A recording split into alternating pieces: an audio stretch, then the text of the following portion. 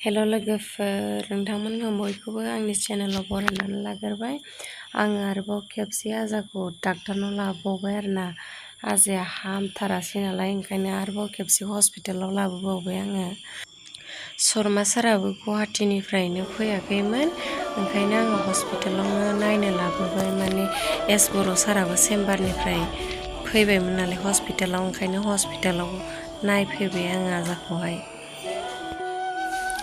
डक्टरानो दाबो फैयाखै आरोना लोगोफोर। आइसिइउआव दोननाय पेसेन्टखौ नायग्रोदों, ओंखायनो एसे लेट जासिगोन होननानै बुंदों डक्टरखौ फैनायाव। हासबेन्डआ जा टेनसन जोंना, बाबुआ माजों हामगोन साननानै आरोना। गोबाव जाथारबाय, बाबुआ आधा मासनि बारायानो जाबाय आरोना लोमजानाया, दाबोथ' मोजाङानो जायाखै। पेसेन्टफ्रा जा बुरजा दंखायो आरोना, पेसेन्टफ्रा डक्टर नेगासिनो। बिसोरबो जि बुरजा उन्दैफोर दङ लोमजानाय। आरोबाव दुखुनांथाव जाथाय लोगोफोर, बिमाया आखाइ बायनानै फैलायबाय। दा जों एक्सरे खालामनो थांगासिनो आरोना क्लिनिकआवहाय।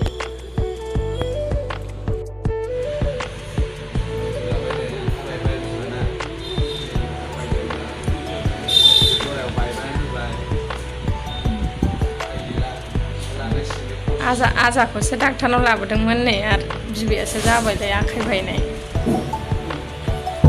हस्पिटालाव दंलाय।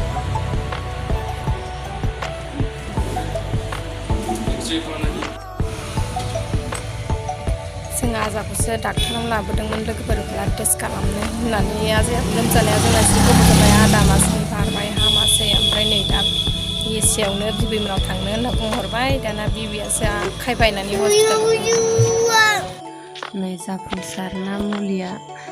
जाफुंसारनो मेरला मुलि हरबावबाय आरोना एबारावबो।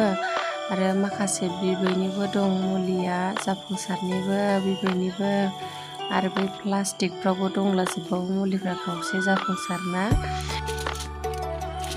आं भिडिअखौ लालाबायनाय जाखायाखैमोन। भिडिअआ बेखिनियानोखामोन लोगोफोर। भिडिअखौ नायना मोजां मोनदोंबा लाइक, शेयार, कमेन्ट खालामना होदो। आरो चेनेलाव सोरबाफोर गोदानै नायफैदोंबा चेनेलखौ अननानै साबस्क्राइब खालामनानै होदो लोगोफोर। अब्ला बाय बाय लोगोफोर।